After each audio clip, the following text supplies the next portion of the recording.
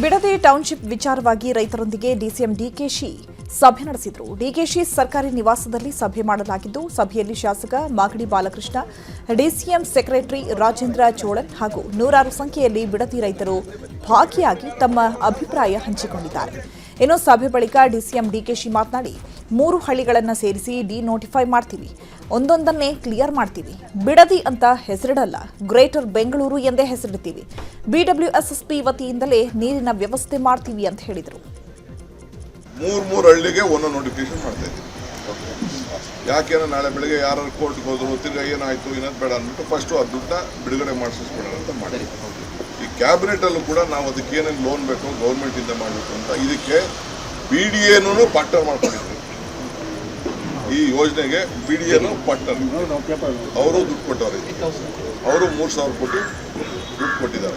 BDAನೂ ಇದಕ್ಕೆ ಹೆಸರು ಬಿಡದಿ ಅಂತ ಮಡಗಲಿಲ್ಲ, ಇದು ಗ್ರೇಟರ್ ಬೆಂಗಳೂರು ಅಂತಾನೆ ಮಡಗಿದ್ರು. 3 ಹಳ್ಳಿ.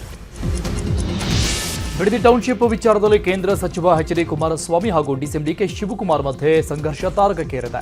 ಬಿಡದಿ ಟೌನ್ಶಿಪ್ ರಿಯಲ್ ಎಸ್ಟೇಟ್ ದಂಧೆಯಾಗಿದೆ, ಬಹಿರಂಗ ಚರ್ಚೆಗೆ ಬನ್ನಿ, ಚರ್ಚೆ ಮಾಡೋಣ ಅಂತ ಕೇಂದ್ರ ಸಚಿವ ಎಚ್ ಡಿ ಕುಮಾರಸ್ವಾಮಿ ಆಹ್ವಾನ ಕೊಟ್ಟಿದ್ರು. ಎಚ್ಡಿಕೆ ಮಾತಿಗೆ ಪ್ರತಿಕ್ರಿಯಿಸಿರುವ ಡಿಸಿಎಂ ಡಿಕೆ ಶಿವಕುಮಾರ್ ಪಂಥಾಹ್ವಾನಕ್ಕೆ ನಾನು ರೆಡಿ ಅಂತ ಹೇಳಿದ್ದಾರೆ. ಅಲ್ಲದೆ ವಿರೋಧಗಳ ನಡುವೆಗೆ 3 ದಿನಗಳಲ್ಲಿ ನೋಟಿಫಿಕೇಶನ್ ಹೊರಡಿಸುವುದಾಗಿ ಹೇಳಿದ್ದಾರೆ. ಭೇಟಿ ಮಾಡಿ ನಿನ್ನೆ ರೈತರು ಬಂದು 20 ಜನ ಭೇಟಿ ಮಾಡಿದಾರಲ್ಲ, ನಿಮ್ಮ ನ್ಯಾಷನಲ್ ಕಾಲೇಜು, ಆ ಕಾಲೇಜ್ ಹಣೆ ಬರವೋ ಗೊತ್ತು. ಅದು ಎಷ್ಟು ಜನಕ್ಕೆ ಟೋಪಿ ಹಾಕಿ ಇದನ್ನು ಸೃಷ್ಟಿ ಮಾಡಿ ದಾಖಲೆಗಳನ್ನ ಸುಮಾರು 3,500 ಜನ ತಕರಾರು ಅರ್ಜಿ ಕೊಟ್ಟಿದ್ದಾರೆ ಅಂತಕ್ಕಂಥ ಬರೆದಿದ್ದಾರೆ. ಅದರ ಜೊತೆಗೆ 5 ಗುಂಟೆ 10 ಗುಂಟೆ 20 ಗುಂಟೆ ಜಮೀನು ಇಟ್ಕೊಂಡು ತರಕಾರಿ ಬೆಳೆದು ಹಸುಗಳು ಸಾಕೊಂಡು ಜೀವನ ಮಾಡ್ತಾ ಇರ್ತಕ್ಕಂಥ ಆ ಕುಟುಂಬಗಳನ್ನು ಬೀದಿಗೆ ತಗೊಂಡೋಗಿ ಆಗ್ತಕ್ಕಂಥದ್ದಕ್ಕೆ ಮೌನವಾಗಿರ್ಬೇಕಾ ನಾನು? ಅದಕ್ಕೆ ಕುಮಾರಸ್ವಾಮಿ ಅವರೆಲ್ಲ ಕೇಳಿದ್ರು ರೈತರೆಲ್ಲ, ನಡೀರಪ್ಪ ನಾನೇ ಮಾಡಿಸಿರೋದೆಲ್ಲ ನಾನೆಲ್ಲ ಮಾಡೋಕ್ಕಾಗಲ್ಲ ಅಂತ ಹೇಳಿದ್ರು. ಪಾಪ ಪಂಥಿ ಆಹ್ವಾನಕ್ಕೇನೋ ಕರೆದಿದ್ದಾರಂತೆ, ಪಂಥಾಹ್ವಾನ ಚರ್ಚೆ ಕರೆದರಂತೆ. ನಾನು ಅವ್ರ ಟೈಮ್ಗೆ ನಾನು ರೆಡಿ ಇದ್ದೀನಿ. 3 ದಿನ ಟೈಮ್ ಸಾಕು ನನಗೆ. ನಾನು ನಮ್ಮ ರೈತರಿಗೆಲ್ಲ ಹೇಳಿದೆ, ಅಣ್ಣ ನೀವು ಬೇಡ ಅಣ್ಣ, ನಾವು ಬರ್ತೀವಿ, ನಾವೇ ಸ್ವೀಕಾರ ಮಾಡ್ತೀವಿ, ನಾವೇ ಅವ್ರಿಗೆ ಉತ್ತರ ಕೊಡ್ತೀವಿ ಅಂತ ಪಾಪ ರೈತರೆಲ್ಲ ಹೇಳ್ತಾ ಇದ್ರು. ನನಗೆ ಆ ರೈತನ ಬಿಡೋಕ್ಕೆ ಇಷ್ಟ ಇಲ್ಲ, ಇರಲಿ ಪಾಪ ಅವ್ರು ಕರೆದಾಗ ನಾವು ಹೋಗ್ಬೇಕು. ಹಂಗೆ ಫಸ್ಟು ಕುಮಾರಣ್ಣಂಗೆ ನಾನು ರಿಕ್ವೆಸ್ಟ್ ಮಾಡಿದಷ್ಟೇ, ಪಂಥ ಅಣ್ಣ ನೀನು ಯಾವತ್ತು ಟೈಮ್ಗೆ ಹೇಳ್ತೀಯ ಅಣ್ಣ, ನಾನು ಬರ್ತೀನಿ. ಜಾಗನೂ ಅವರೇ ಫಿಕ್ಸ್ ಮಾಡಲಿ, ಟೈಮು ಫಿಕ್ಸ್ ಮಾಡಲಿ, ಬಟ್ 3 ದಿನ ಟೈಮ್ ಕೊಡಬೇಕಷ್ಟೇ. ನಾನಂತೂ ಅವ್ರು ಯಾವಾಗ ಹೇಳ್ತಾರೋ ನಾವು, ಯಾಕೆಂದ್ರೆ ಮೊದಲು ಅವ್ರದ್ದು ಸ್ವೀಕಾರ ಮಾಡಿದ್ದೀನಿ, ಸಾತೂರಲ್ಲಿ ಸ್ವೀಕಾರ ಮಾಡಿದ್ದೀನಿ. ಈಗೂ ನಾನು I am ready to accept whatever is there. ಪಾಪ ಅವ್ರು ಯಾವ ಕರೀತಾರೋ ಗೌರವದಿಂದ, ನಾನು ಭಾಳ ನಮ್ರತೆಯಿಂದ, ಎಷ್ಟು ಗೌರವದಿಂದ ಅವ್ರ ಅಣ್ಣ ಅವ್ರಿಗೆ ಏನು ಗೌರವ ಕೊಡಬೇಕು, ಒಂದು ಚೂರು ಅಶಬ್ದವಾದಂಥ ಪದವನ್ನು ಉಪಯೋಗಿಸಿದೆ, ಅಸಂಬಂಧವಾದಂಥ ಪದವನ್ನು ಉಪಯೋಗಿಸಿದೆ ನಾನು ಮಾತಾಡ್ತೀನಿ. That is been fixed match. ನೀವು ಯಾವ ಟೈಮ್ ಕೇಳ್ತಾರೋ ಬೇಕಾದ್ರೆ ನೀವು ಫಿಕ್ಸ್ ಮಾಡ್ಕೊಳ್ಳಿ.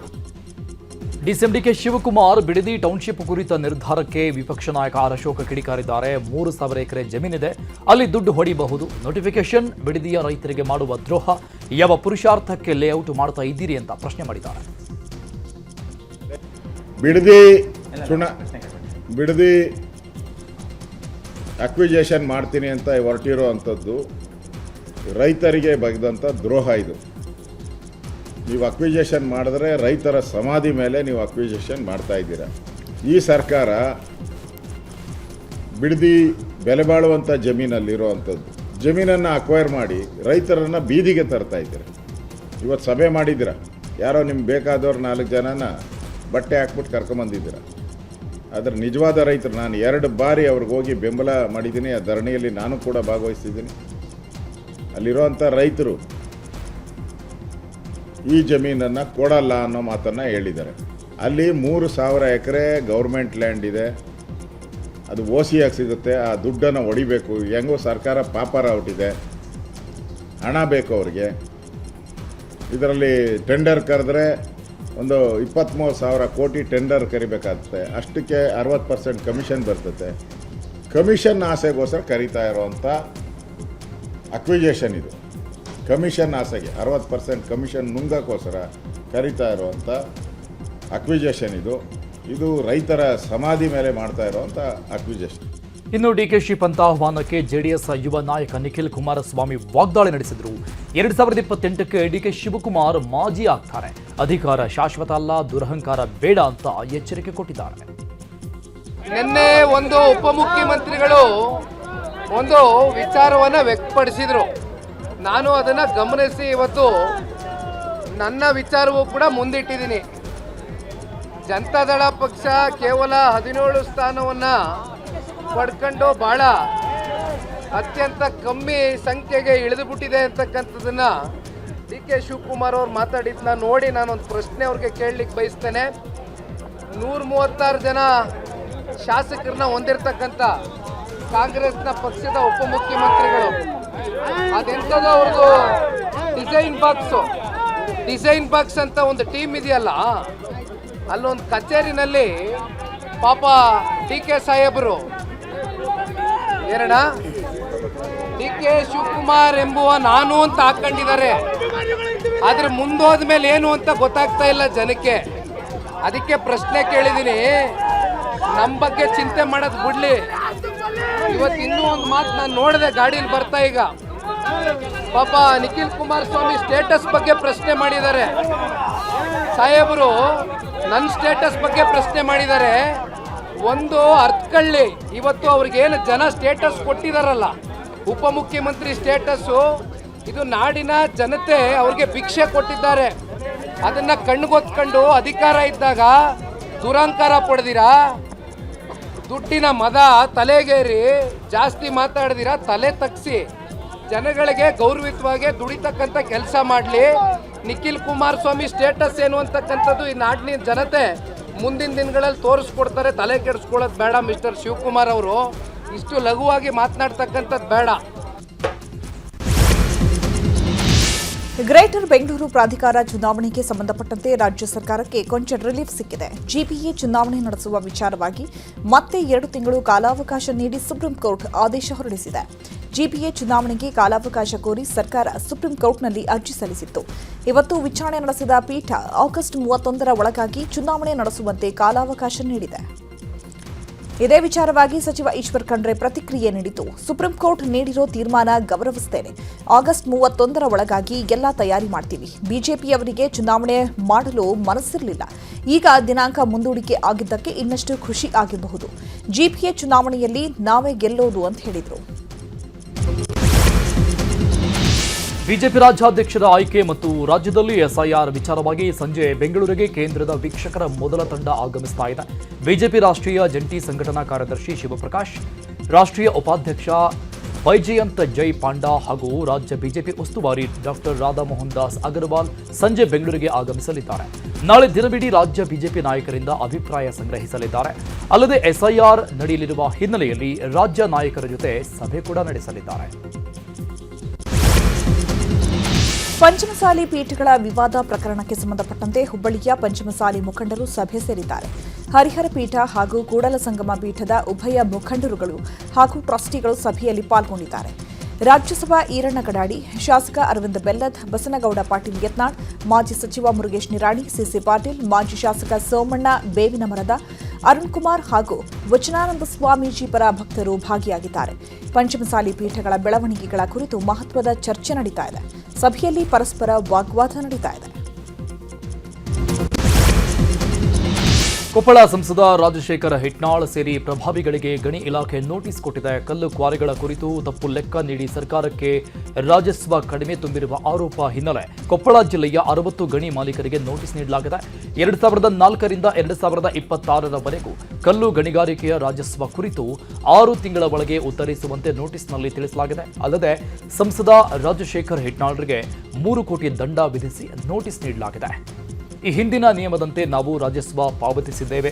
ಈಗ ಡ್ರೋನ್ ಸರ್ವೆ ಮುಖಾಂತರ ಸಮೀಕ್ಷೆಯಲ್ಲಿ ಹೆಚ್ಚು ಕಲ್ಲು ಮಾರಾಟ ಗಣಿಗಾರಿಕೆ ಮಾಡಿರುವ ಕುರಿತು ನೋಟಿಸ್ ಕೊಟ್ಟಿದ್ದಾರೆ. ಈ ಕುರಿತು ನಾವು ಸರ್ಕಾರಕ್ಕೆ ಮನವರಿಕೆ ಮಾಡುತ್ತೀವಿ ಅಂತ ಸಂಸದ ರಾಜಶೇಖರ್ ಹಿಟ್ನಾಳ್ ಹೇಳಿದ್ದಾರೆ. ಕೊಪ್ಪಳ ಜಿಲ್ಲೆಯ ಕಾರಟಗಿ ಪುರಸಭೆಯಲ್ಲಿ ಅಧ್ಯಕ್ಷ ಹಾಗೂ ಪೌರಾಯುಕ್ತರ ಮಧ್ಯೆ ವಾಗ್ವಾದ ತಾರಕಕ್ಕೇರಿದೆ. ಪುರಸಭೆಯಲ್ಲಿ ದರ್ಪ ಹಾಗೂ ಕಾನೂನು ಮೀರಿ ಕೆಲಸ ಮಾಡಲು ಒತ್ತಡ ಹಿನ್ನೆಲೆ ನಾನು ಇಲ್ಲಿಂದ ಕೆಲಸ ಬಿಟ್ಟು ಹೋಗ್ತೀನಿ ಅಂತ ಪೌರಾಯುಕ್ತ ಸಾಬಣ್ಣ ಕಟ್ಟಿಕಾರ ಆಕ್ರೋಶ ವ್ಯಕ್ತಪಡಿಸಿದ್ದಾರೆ. ಈ ವೇಳೆ ಸಚಿವ ಶಿವರಾಜ ತಂಗಡಗಿ ಆಪ್ತ ಆಗಿರುವ ಪುರಸಭೆ ಅಧ್ಯಕ್ಷ ಮಂಜುನಾಥ್ ಮೇಗೂರು ಅವರ ವಿರುದ್ಧ ಪುರಸಭೆ ಸಿಬ್ಬಂದಿ ಪ್ರತಿಭಟನೆ ಮಾಡಿದ್ದಾರೆ. ಪೌರಾಯುಕ್ತರನ್ನ ಬೆಂಬಲಿಸಿ ಸಿಬ್ಬಂದಿ ಪ್ರತಿಭಟನೆ ಮಾಡಿದ್ದು, ಸದ್ಯಕ್ಕೆ ಪೌರಾಯುಕ್ತ ಸಾಬಣ್ಣ ಕಟ್ಟಿಕಾರ ಕೆಲಸಕ್ಕೆ ಹಾಜರಾಗಿದ್ದಾರೆ. ಈ ಪುರಸಭೆನ ಬರ್ಕೊಟ್ಟಂತ ಅಧ್ಯಕ್ಷನ ತರಲಿ. ಇವತ್ತಿಗೆ ಈ ಲಾಸ್ಟ್ ಈಗ ನಾನು ಸದ್ಯಕ್ಕೆ ಮನೆ ಸಾಮಾನ ಇರ್ತೀನಿ, ರೆಕಾರ್ಡಿಂಗ್ ಅನ್ನ ತಿಳಿಸಲಿ ಸಿಪಿಐ ಸಾಹೇಬರು. ನಿನ್ನ ನೋಡ್ತೀನಿ 8 ದಿನದೊಳಗೆ ಏನ್ ಮಾಡೋದು ಅಂತ ಅಂದಂತ ಗುಂಡಾ ಅಂತ ಅಧ್ಯಕ್ಷ, ಇವ ಗುಂಡಾ ಅಧ್ಯಕ್ಷ ಇಲ್ಲ ಸರ್, ಅಲ್ಲ ಸರ್. ಸಾಲದ ಹಣ ಕೇಳಲು ಹೋದ ವ್ಯಕ್ತಿ ಮೇಲೆ ಹಲ್ಲೆ ಮಾಡಿರುವ ಆರೋಪದಲ್ಲಿ ಎಂಎಲ್ಸಿ ವಿಶ್ವನಾಥ್ ವಿರುದ್ಧ ಎಫ್ಐಆರ್ ದಾಖಲಾಗಿದೆ. 55 ಲಕ್ಷ ಹಣ ಪಡೆದು ಸಾಲದ ಹಣ ವಾಪಸ್ ಕೇಳಲು ಹೋದಾಗ ನನ್ನ ಮೇಲೆ ಹಲ್ಲೆ ನಡೆಸಿದ್ದಾರೆ ಅಂತ ವಿಶ್ವನಾಥ್ ವಿರುದ್ಧ ದೇವರಾಜ್ ಠಾಣೆಯಲ್ಲಿ ಎಫ್ಐಆರ್ ದಾಖಲಾಗಿದೆ. ಜಲದರ್ಶಿನಿ ಅತಿಥಿ ಗೃಹದಲ್ಲಿ ವಿಶ್ವನಾಥ್ ಇರುವಾಗ ಹಣ ಕೇಳಲು ಹೋದಾಗ ಕೋಟೆಹುಂಡಿ ಮಹದೇವ್ ಅನ್ನೋರ ಮೇಲೆ ಹಲ್ಲೆ ಮಾಡಿದ್ದಾರೆ ಅಂತ ದೂರಿನಲ್ಲಿ ಉಲ್ಲೇಖಿಸಲಾಗಿದೆ. 2013ರಲ್ಲಿ ವಿಶ್ವನಾಥ್ ಎಂಪಿ ಆಗಿದ್ದಾಗ ಎಂಟಿಬಿ ನಾಗರಾಜ್ ಮುಖಾಂತರ ವಿಶ್ವನಾಥ್ ಹಾಗೂ ಮಗ ಅಮಿತ್ ದೇವರಹಟ್ಟಿ ಅವರಿಗೆ ಮಹದೇವು ಹಣ ಕೊಟ್ಟಿದ್ರಂತೆ. ಈ ಬಗ್ಗೆ ಫೆಬ್ರವರಿಯಲ್ಲಿ ಹಣ ಕೇಳಲು ಹೋದಾಗ ಹಲ್ಲೆ ಮಾಡಿದ್ದಾರೆ ಅಂತ ಮಹದೇವು ಆರೋಪಿಸಿದ್ದಾರೆ. ಇದೀಗ ಕೋರ್ಟ್ ಸೂಚನೆ ಮೇರೆಗೆ ವಿಶ್ವನಾಥ್ ವಿರುದ್ಧ ಎಫ್ಐಆರ್ ದಾಖಲಾಗಿದೆ. ಕಾಂಗ್ರೆಸ್ನಲ್ಲಿ ಮೊದಲು ಅಧಿಕಾರ ಹಂಚಿಕೆಯ ಗೊಂದಲ ಇತ್ಯರ್ಥ ಮಾಡಲಿ ಅಂತ ಬಿಜೆಪಿ ರಾಜ್ಯಾಧ್ಯಕ್ಷ ವಿಜೇಂದ್ರ ಹೇಳಿದರು. ವಿಜೇಂದ್ರ ಹೇಳಿಕೆಗೆ ಸಚಿವ ಸಂತೋಷ್ ಲಾಡ್ ತಿರುಗೇಟು ಕೊಟ್ಟಿದ್ದಾರೆ. ಅಧಿಕಾರ ಹಂಚಿಕೆ ಬಗ್ಗೆ ಹೈಕಮಾಂಡ್ ನೋಡ್ಕೋತಾರೆ. ವಿಜೇಂದ್ರ ಅವರು ಸ್ವಲ್ಪ ಸಿಬಿಐ ಗವರ್ನರ್ ಬಗ್ಗೆ ತನಿಖೆ ಮಾಡಲು ಹೇಳಲಿ, ಮೊದಲು ಈ ಕೆಲಸ ಮಾಡಿ ಆ ಬಳಿಕ ಬೇರೆ ವಿಚಾರ ಮಾತಾಡೋಣ ಅಂತ ಹೇಳಿದ್ದಾರೆ. ರಾಜ್ಯಪಾಲ ಥಾವರ್ ಚಂದ್ ಗೆಹ್ಲೋಟ್ ಅವರನ್ನ ಸಚಿವ ಸಂತೋಷ್ ಲಾಡ್ ಭೇಟಿ ಮಾಡಿದ್ದಾರೆ. ಧಾರವಾಡ ಶಾಸಕರ ನಿಯೋಗದ ಜೊತೆಗೆ ಲೋಕಭವನದಲ್ಲಿ ರಾಜ್ಯಪಾಲರನ್ನ ಭೇಟಿ ಮಾಡಿದ್ದಾರೆ. ಧಾರವಾಡ ಮಹಾನಗರ ಪಾಲಿಕೆ ಬಿಲ್ ಈಗಾಗಲೇ ಸರ್ಕಾರದಿಂದ ಪಾಸ್ ಆಗಿ ರಾಜ್ಯಪಾಲರ ಅಂಕಿತಕ್ಕೆ ಹೋಗಿತ್ತು. ಆದರೆ ವಿಧೇಯಕಕ್ಕೆ ಅಂಕಿತ ಹಾಕದೆ ರಾಜ್ಯಪಾಲರು ಕೆಲವೊಂದು ಸ್ಪಷ್ಟನೆ ಕೇಳಿದರು. ಇದೇ ವಿಚಾರಕ್ಕೆ ಧಾರವಾಡದ ಶಾಸಕರ ನಿಯೋಗದ ಜೊತೆಗೆ ರಾಜ್ಯಪಾಲರನ್ನ ಭೇಟಿ ಮಾಡಿ ಸ್ಪಷ್ಟನೆ ನೀಡಿದ್ದಾರೆ. ನಿನ್ನೆ ಇದೇ ವಿಚಾರವಾಗಿ ಕೇಂದ್ರ ಸಚಿವ ಪ್ರಹ್ಲಾದ್ ಜೋಶಿ ನೇತೃತ್ವದ ನಿಯೋಗ ರಾಜ್ಯಪಾಲರನ್ನ ಭೇಟಿ ಮಾಡಿ ಪ್ರತ್ಯೇಕ ಧಾರವಾಡ ಮಹಾನಗರ ಪಾಲಿಕೆ ಮಾಡದಂತೆ ಮನವಿ ಮಾಡಿದ್ದಾರೆ. ಇದರ ಬೆನ್ನಲ್ಲೇ ಧಾರವಾಡ ಶಾಸಕರ ನಿಯೋಗ ಭೇಟಿ ಮಾಡಿ ಪ್ರತ್ಯೇಕ ಪಾಲಿಕೆಗೆ ಮನವಿ ಮಾಡಿದೆ.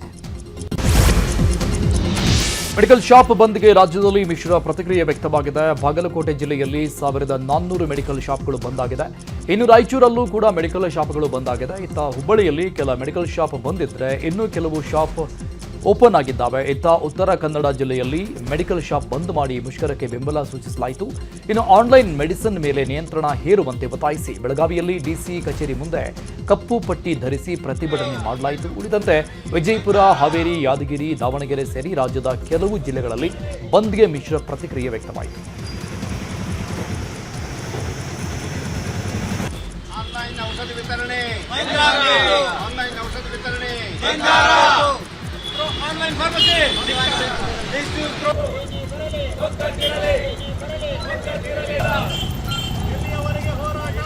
ನ್ಯಾಯ ಸಿಗೋವರೆಗೂ. ಅಖಿಲ ಭಾರತ ಔಷಧ ವ್ಯಾಪಾರಿಗಳು ಇವತ್ತು ಬಂದ್ಗೆ ಕರೆ ನೀಡಿದ ಹಿನ್ನೆಲೆ ದೇಶದಾದ್ಯಂತ ಮೆಡಿಕಲ್ ಶಾಪ್ಗಳನ್ನು ಬಂದ್ ಮಾಡಿ ಪ್ರತಿಭಟನೆ ಮಾಡಲಾಗ್ತಾ ಇದೆ. ಅಲ್ಲದೆ ಬೆಂಗಳೂರಿನ ಯಶವಂತಪುರದ ಸುತ್ತಮುತ್ತ ಅನೇಕ ಮೆಡಿಕಲ್ ಶಾಪ್ಗಳು ಕ್ಲೋಸ್ ಆಗಿವೆ. Medicine point, Raghu medical, Karnataka ಮೆಡಿಕಲ್ನ ಅನೇಕ ಮೆಡಿಕಲ್ ಶಾಪ್ಗಳು ಬಂದ್ ಮಾಡುವ ಮೂಲಕ ಪ್ರತಿಭಟನೆ ಮಾಡಲಾಗ್ತಾ ಇದೆ. ಇನ್ನು ಇದೇ ವಿಚಾರವಾಗಿ ಮಾತನಾಡಿದ ವೆಂಕಟೇಶ್ವರ ಮೆಡಿಕಲ್ ಜಾಲಹಳ್ಳಿ ಮಾಲೀಕ, ನಮ್ಮ ಜೀವನ ಬೀದಿಗೆ ಬರೋ ಪರಿಸ್ಥಿತಿ ಇದೆ. ನಮ್ಮ ಏರಿಯಾದಲ್ಲಿ ಶಾಪ್ ಕ್ಲೋಸ್ ಮಾಡಿ ಪ್ರತಿಭಟನೆ ಮಾಡ್ತಿದ್ದೇವೆ ಎಂದಿದ್ದಾರೆ. ಅಲ್ಲದೆ ಮತ್ತೊಬ್ಬ ಮೆಡಿಕಲ್ ಮಾಲೀಕ ಆರ್ಯನಾಥ್ ಮಾತನಾಡಿ, 25 ವರ್ಷದಿಂದ ಕಾರ್ಯನಿರ್ವಹಿಸುತ್ತಿದ್ದೇವೆ, ಸಾಕಷ್ಟು ಸಮಸ್ಯೆ ಅನುಭವಿಸಿದ್ದೇವೆ. ಆನ್ಲೈನ್ ಬಂದು ನಮ್ಮ ವ್ಯಾಪಾರ ಹಾಳಾಗಿದೆ. ಇವುಗಳ ನಿರ್ಬಂಧ ಮಾಡಬೇಕು ಅಂತ ಕಿಡಿಕಾರಿದರು. ಅಖಿಲ ಭಾರತ ಔಷಧ ವ್ಯಾಪಾರಿಗಳ ಸಂಘ ಬಂದ್ಗೆ ಕರೆ ನೀಡಲಾಗಿದೆ. ಈ ಬಗ್ಗೆ ಕೆಸಿಡಿಎ ಪ್ರೆಸಿಡೆಂಟ್ ರಘುನಾಥ್ ಮಾತನಾಡಿ, ರಾಜ್ಯದಾದ್ಯಂತ ಹಲವು ಮೆಡಿಕಲ್ ಕ್ಲೋಸ್ ಆಗಿದೆ. ನಮ್ಮ ಬೇಡಿಕೆ ಈಡೇರಿಕೆ ಮಾಡಬೇಕು. ಮೆಡಿಸಿನ್ ಆನ್ಲೈನ್ನಲ್ಲಿ ಮಿಸ್ಯೂಸ್ ಮಾಡುವ ಸಾಧ್ಯತೆ ಇದೆ. 70ರಿಂದ 80% ಸಣ್ಣ ಮೆಡಿಕಲ್ ವ್ಯಾಪಾರಿಗಳ ಮೇಲೆ ಪರಿಣಾಮ ಬೀಳ್ತಾ ಇದೆ. ಆನ್ಲೈನ್ನಲ್ಲಿ ಕೊಡೋ ಡ್ರಗ್ ಡೂಪ್ಲಿಕೇಟ್ ಅಥವಾ ಒರಿಜಿನಲ್ ಅಂತ ಚೆಕ್ ಮಾಡಬೇಕು ಎಂದಿದ್ದಾರೆ. ಅಲ್ಲದೆ ಮುಷ್ಕರಕ್ಕೆ ಕೆಲವು ಸಂಘಟನೆ ವಿರೋಧ ವಿಚಾರವಾಗಿ ಪ್ರತಿಕ್ರಿಯಿಸಿದ ಅವರು, ಅಸೋಸಿಯೇಷನ್ನಲ್ಲಿ ಅನೈತಿಕ ಚಟುವಟಿಕೆ ಮಾಡ್ತಾರೆ. ಅದೇ ಕಾರಣಕ್ಕೆ ಇಂಥವರನ್ನ ನಮ್ಮ ಸಂಘದಿಂದ ಕಿತ್ತು ಹಾಕಿದ್ದೇವೆ. ಸಂಘಕ್ಕೆ ಸೇರಿಸಿಕೊಳ್ಳಿ ಅಂದ್ರು ಸಾಧ್ಯವಿಲ್ಲ ಅಂದಿದ್ದಕ್ಕೆ ಈ ರೀತಿ ಮಾಡ್ತಾ ಇದ್ದಾರೆ ಎಂದಿದ್ದಾರೆ. ಇನ್ನು ಇದೇ ವಿಚಾರವಾಗಿ ಬಿಪಿಆರ್ಡಿಎಫ್ ಕಾರ್ಯದರ್ಶಿ ರಮೇಶ್ ಬಾಬು ಕೂಡ ಪ್ರತಿಕ್ರಿಯಿಸಿದ್ದಾರೆ. ಬೆಂಗಳೂರಿನಲ್ಲಿ ಬೃಹತ್ ಡ್ರಗ್ಸ್ ಜಾಲ ಪತ್ತೆಯಾಗಿದೆ. ಹೆಬ್ಬಾಳದ ಆನಂದ್ ನಗರದಲ್ಲಿ ಡ್ರಗ್ಸ್ ಮಾರಾಟಕ್ಕೆ ಯತ್ನಿಸುತ್ತಿದ್ದ ಗ್ಯಾಂಗ್ ಒಂದನ್ನು ಪೊಲೀಸರು ಬಂಧಿಸಿ ಬರೋಬ್ಬರಿ 35 ಕೋಟಿ ಮೌಲ್ಯದ 17.5 ಕೆಜಿ ಎಂಡಿಎಂಎ ಡ್ರಗ್ಸ್ ಸೀಸ್ ಮಾಡಿದ್ದಾರೆ. 8 ಮಂದಿಯ ಈ ಗ್ಯಾಂಗ್ ದೆಹಲಿಯಿಂದ ಬೆಂಗಳೂರಿಗೆ ಡ್ರಗ್ಸ್ ತಂದು ಮಾರಾಟ ಮಾಡ್ತಾ ಇತ್ತು. ಸೀರೆಗಳು, ಐರನ್ ಮಾಡಲು ಬಳಸುವ ಟೇಬಲ್ ಮತ್ತು ಚೇರ್ನಲ್ಲಿ ಡ್ರಗ್ಸ್ ಅಡಗಿಸಿ ಸಾಗಾಟ ಮಾಡುತ್ತಿತ್ತು. ಈ ಬಗ್ಗೆ ಹೆಬ್ಬಾಳ ಪೊಲೀಸ್ ಠಾಣೆಯಲ್ಲಿ ಪ್ರಕರಣ ದಾಖಲಾಗಿದ್ದು 8 ಮಂದಿ ಆರೋಪಿಗಳನ್ನು ಬಂಧಿಸಿದ್ದಾರೆ. ನಿನ್ನೆಯಷ್ಟೇ ಜೈಲಿನಲ್ಲಿ ನಟ ದರ್ಶನ್ ಅವರನ್ನ ಪತ್ನಿ ವಿಜಯಲಕ್ಷ್ಮಿ ಭೇಟಿಯಾಗಿದ್ದರು. ಪುತ್ರನೊಂದಿಗೆ ತೆರಳಿ ದರ್ಶನ್ ಅವರನ್ನ ಭೇಟಿಯಾದ ವಿಜಯಲಕ್ಷ್ಮಿ ಸುಮಾರು ಅರ್ಧ ಗಂಟೆಗೂ ಅಧಿಕ ಕಾಲ ಮಾತುಕತೆ ನಡೆಸಿದ್ದಾರೆ. ಈ ವೇಳೆ ಧೈರ್ಯದಿಂದ ಇರುವಂತೆ ಕುಟುಂಬಸ್ಥರಿಗೆ ದರ್ಶನ್ ಧೈರ್ಯ ತುಂಬಿದ್ದಾರೆ ಎನ್ನಲಾಗಿದೆ. ಇನ್ನೊಂದು ಕಡೆ ಇವತ್ತು ದರ್ಶನ್ ಅಭಿಮಾನಿಗಳನ್ನ ವಿಜಯಲಕ್ಷ್ಮಿ ಭೇಟಿಯಾಗಿದ್ದಾರೆ. ಭೇಟಿ ವೇಳೆ ದರ್ಶನ್ ಸ್ಥಿತಿ ನೆನೆದು ಅಭಿಮಾನಿಗಳು ಕಣ್ಣೀರಿಟ್ಟಿದ್ದಾರೆ. ಈ ವೇಳೆ ಮಾತನಾಡಿದ ವಿಜಯಲಕ್ಷ್ಮಿ, ನಿಮ್ಮ ಅಣ್ಣ ಜೈಲಿನಿಂದ ಆದಷ್ಟು ಬೇಗ ಹೊರಬರ್ತಾರೆ ಅಂತ ಧೈರ್ಯದ ಮಾತು ಹೇಳಿ ಭಾವುಕರಾಗಿದ್ದಾರೆ.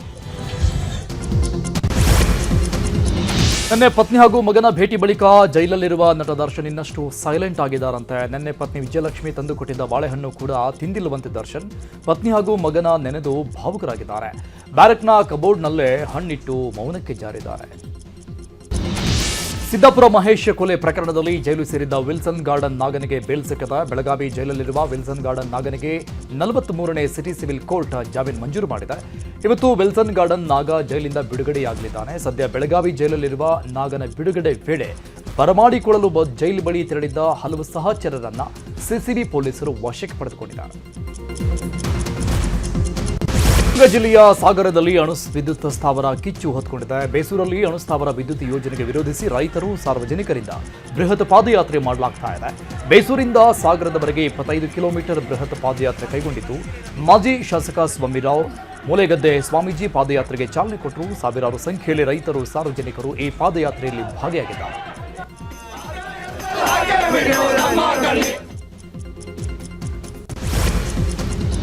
ಬಾಗಲಕೋಟೆಯಲ್ಲಿ ಅಕ್ರಮ ಮರಳು ಅಡ್ಡೆಗಳ ಮೇಲೆ ಲೋಕಾಧಿಕಾರಿಗಳು ದಾಳಿ ನಡೆಸಿದ್ದಾರೆ. ಜಿಲ್ಲೆಯಾದ್ಯಂತ ಲೋಕಾಯುಕ್ತ ಅಧಿಕಾರಿಗಳು 20ಕ್ಕೂ ಅಧಿಕ ತಂಡಗಳಿಂದ ಏಕಕಾಲಕ್ಕೆ ಅಕ್ರಮ ಮರಳು ಅಡ್ಡೆಗಳ ಮೇಲೆ ದಾಳಿ ನಡೆಸಲಾಗಿದೆ. ಸ್ಥಳೀಯರಿಂದ ದೂರು ಹಾಗೂ ಮಾಧ್ಯಮಗಳ ವರದಿ ಆಧರಿಸಿ ಲೋಕಾಯುಕ್ತ ಅಧಿಕಾರಿಗಳು ದಾಳಿ ನಡೆಸಿದ್ದಾರೆ. ಕೊಪ್ಪಳ ಜಿಲ್ಲೆ ಕನಕಗಿರಿ ತಾಲೂಕಿನ ಮುಸಲಾಪುರ ಬಳಿಯ ಗುಡ್ಡದಲ್ಲಿ ಅರಣ್ಯ ಇಲಾಖೆಯ ಬೋನಿಗೆ ಚಿರತೆ ಬಿದ್ದಿದೆ. ಹಲವು ದಿನಗಳಿಂದ ಜನರಿಗೆ ಕಾಟ ಕೊಡ್ತಾ ಇದ್ದ 3 ವರ್ಷದ ಗಂಡು ಚಿರತೆ ಕೊನೆಗೂ ಬೋನಿಗೆ ಬಿದ್ದಿದೆ. ಚಿರತೆಯನ್ನು ಸೆರೆ ಹಿಡಿದು ಸುರಕ್ಷಿತ ಸ್ಥಳಕ್ಕೆ ಅರಣ್ಯ ಸಿಬ್ಬಂದಿ ಬಿಟ್ಟಿದ್ದಾರೆ. ಚಿರತೆ ಸೆರೆಯಿಂದ ಮುಸಲಾಪುರ ಹಾಗೂ ಸುತ್ತಮುತ್ತಲಿನ ಗ್ರಾಮಸ್ಥರು ನಿಟ್ಟುಸಿರು ಬಿಟ್ಟಿದ್ದಾರೆ.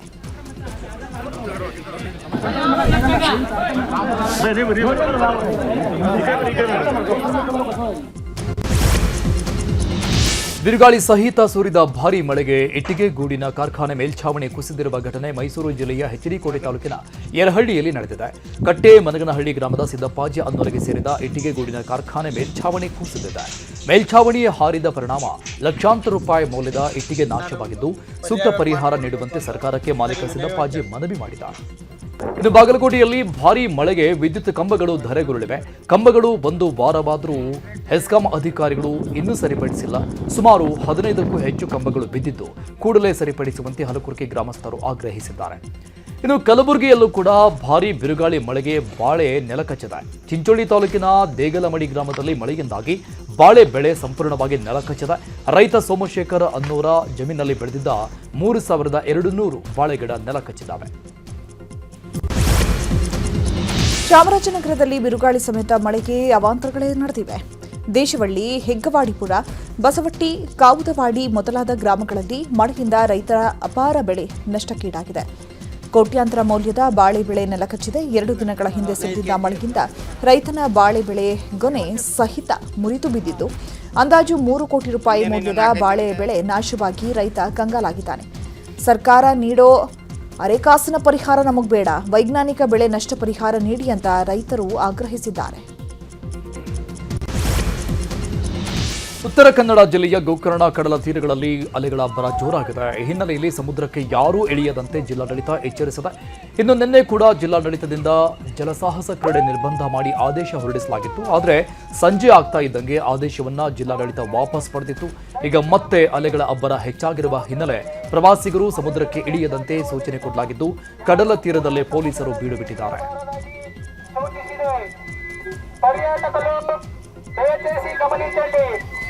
సముద్రంలో అలలు ఎక్కువగా ఉన్న కారణంగా ఎవరూ సముద్రంలోకి వెళ్ళవద్దని సూచించబడింది.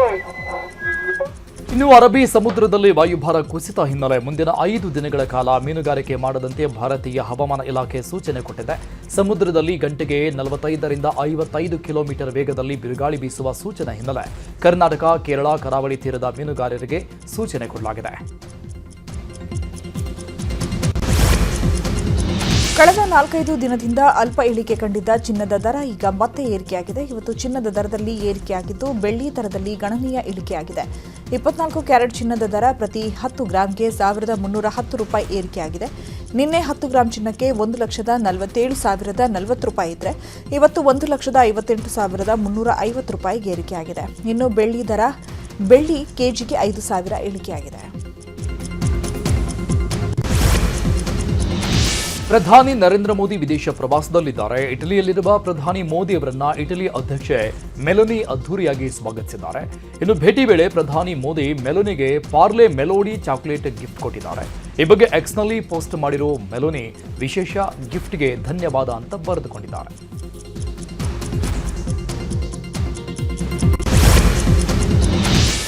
ಅಮೆರಿಕದ ಲೂಯಿಸ್ ವಿಲ್ಲೆಯಲ್ಲಿ 2025ರ ನವೆಂಬರ್ 4ರಂದು ಸಂಭವಿಸಿದ ವಿಮಾನ ದುರಂತದ ಹೊಸ ವಿಡಿಯೋ ರಿಲೀಸ್ ಆಗಿದೆ. ಯುಪಿಎಸ್ ಸರಕು ವಿಮಾನವು ಟೇಕ್ ಆಫ್ ಆಗುವ ವೇಳೆ ಸ್ಫೋಟಗೊಳ್ಳುವ ದೃಶ್ಯ ಭಯಾನಕವಾಗಿದೆ. ವಿಮಾನದ ರೆಕ್ಕೆಯಿಂದ ಬೇರ್ಪಟ್ಟ ಎಡಭಾಗದ ಎಂಜಿನ್ ಬೆಂಕಿಯ ಉಂಡೆ ರೀತಿ ಹಾರಿ ಬಿದ್ದಿದೆ. ದುರಂತ ನಡೆದು 6 ತಿಂಗಳ ಬಳಿಕ ಎನ್ಟಿಎಸ್ಬಿ ಹೊಸ ವಿಡಿಯೋ ರಿಲೀಸ್ ಮಾಡಿದೆ. 2025ರ ನವೆಂಬರ್ 4ರಂದು ನಡೆದ ಅಪಘಾತದಲ್ಲಿ 14 ಜನ ಮೃತಪಟ್ಟಿದ್ದರು.